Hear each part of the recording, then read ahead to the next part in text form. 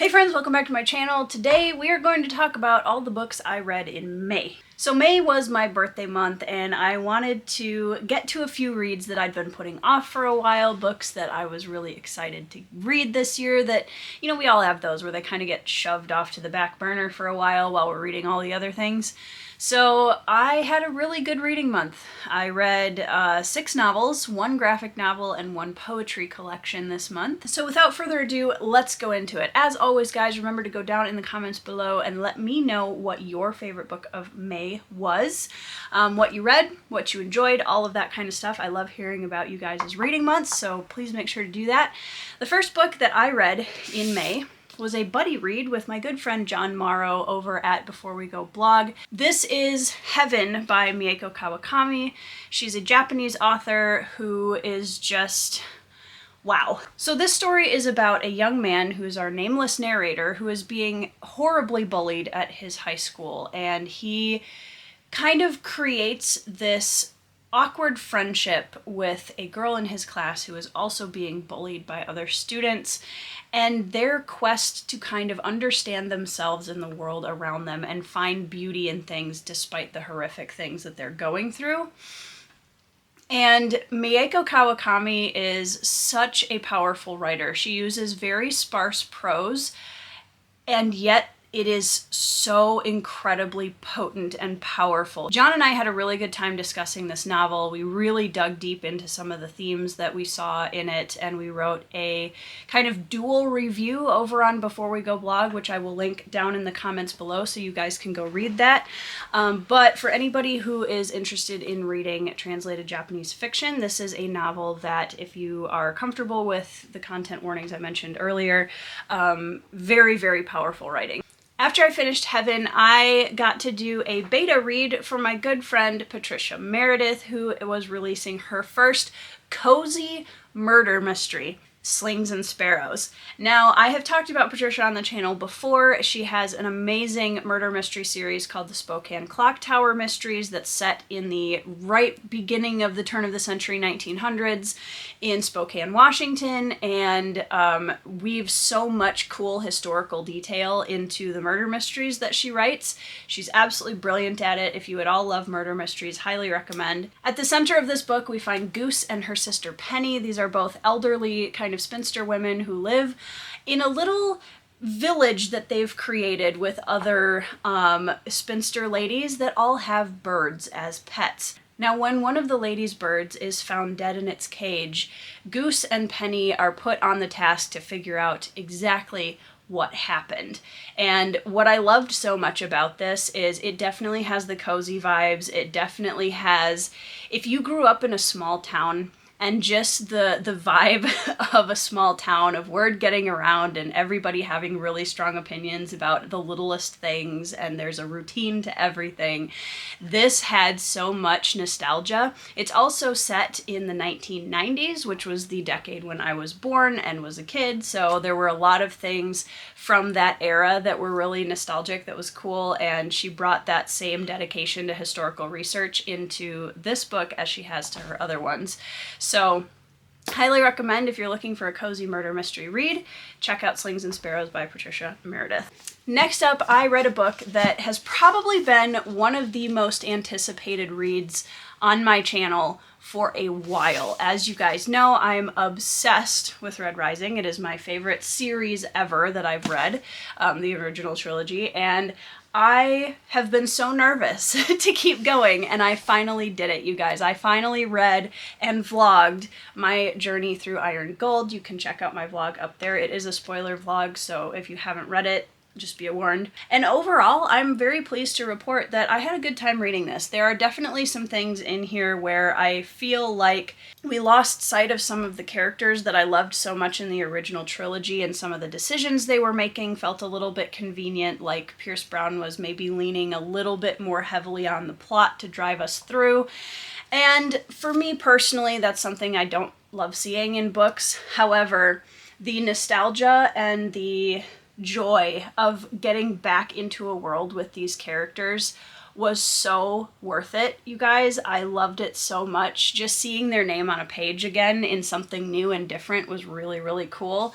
And he's setting up some things that I really appreciate. One of which is, I feel like so often when we have revolutionary stories, it kind of ends right after the horrible, awful ruling class or government is overthrown and everything's great and wonderful and everything's the way that it should be, and that's where the story ends. I really appreciate that we are being shown in this second part of the series, things are not perfect, things are not just settled. The glorious revolution trope is one that we see very often in fantasy especially, but other genres obviously like sci-fi and historical fiction, etc., etc.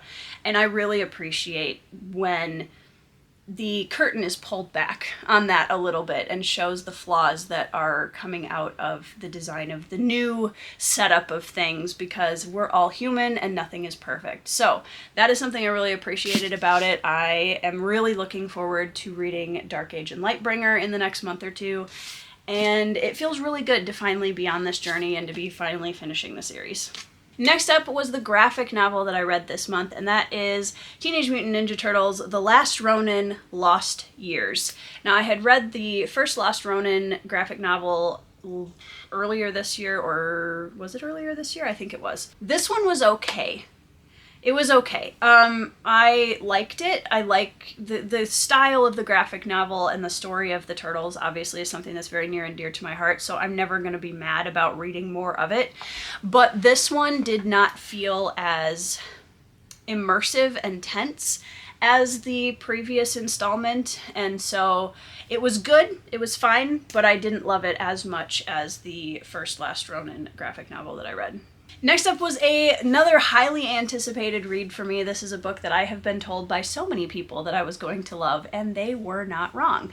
That is Guns of the Dawn by Adrian Tchaikovsky, and the best way that I can describe this novel is that if you take Lizzie Bennet from Pride and Prejudice by Jane Austen and throw her into a flintlock fantasy warfare situation, you've got something close. And if that doesn't make you intrigued or want to read this book, I don't really know what else to say, because it's so good. And what I loved so much about this book is that Emily Marshwick, who is our protagonist, is just a phenomenal female character who is flawed, and she is very much a woman through the entire book, and she reacts to things the way a woman would, and it's beautiful, and I loved it so much, and I have a hair in my shirt somewhere and it's driving me nuts. There were a couple of scenes in this story that did pull it down from a full-on 5 stars to like a 4.5 for me because of how the content was portrayed. Again, there are content warnings. If you want more details, definitely let me know.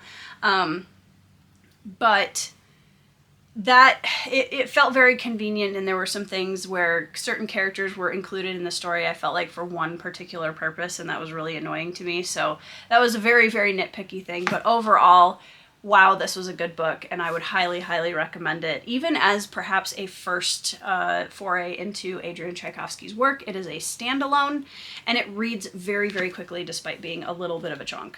All right, guys, the next one was the second book that I vlogged this month, and this was one that I have been talking about for a while, ever since I knew, all right, this year I'm turning 33, that's my Hobbit birthday, it's time to read The Hobbit. And you guys, I was so nervous. I was so nervous about this book because I wasn't sure if I was going to have that magical nostalgia feel that everybody talks about, because I was not read this book when I was a kid.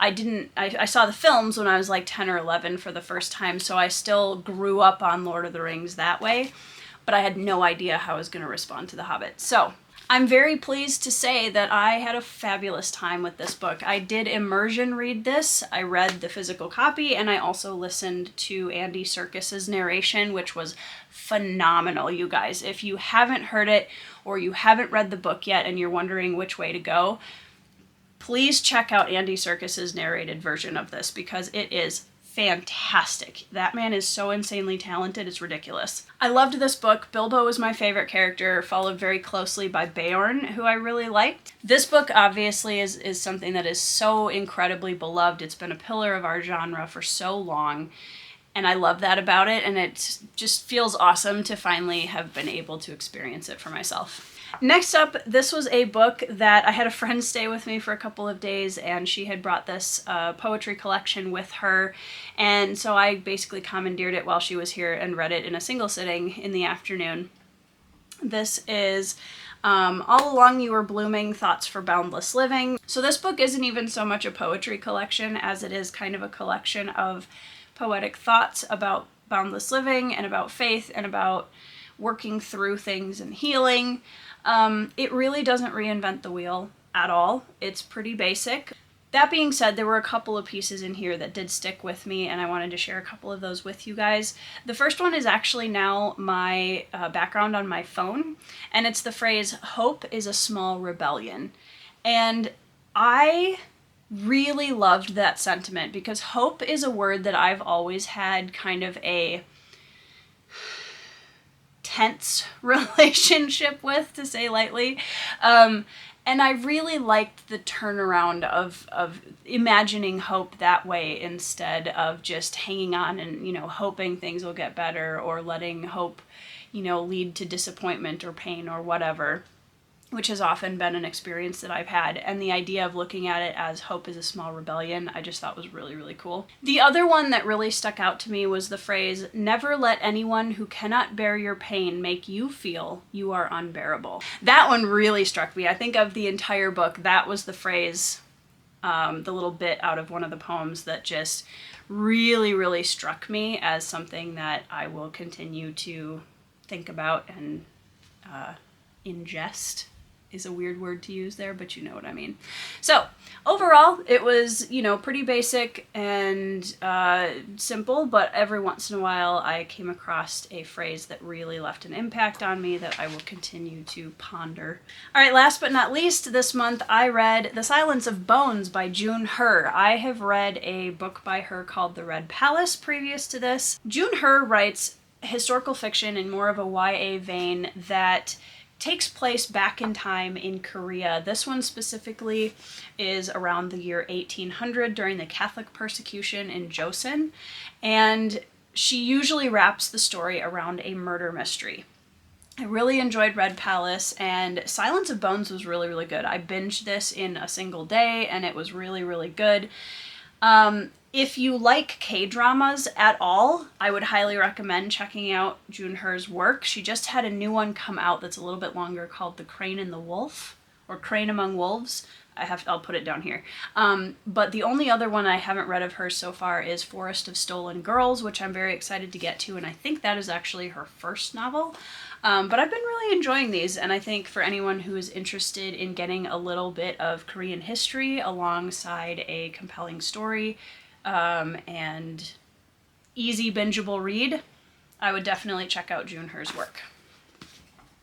That is everything that I read in the month of May, you guys. I feel like that was a good month. I feel really good about it. I'm really excited for June. I have some great reads coming up again now in this month. I hope that you guys also had a great month of reading. I hope you are reading 5-star reads. I hope you're having a great week, and I'll see you in the next video.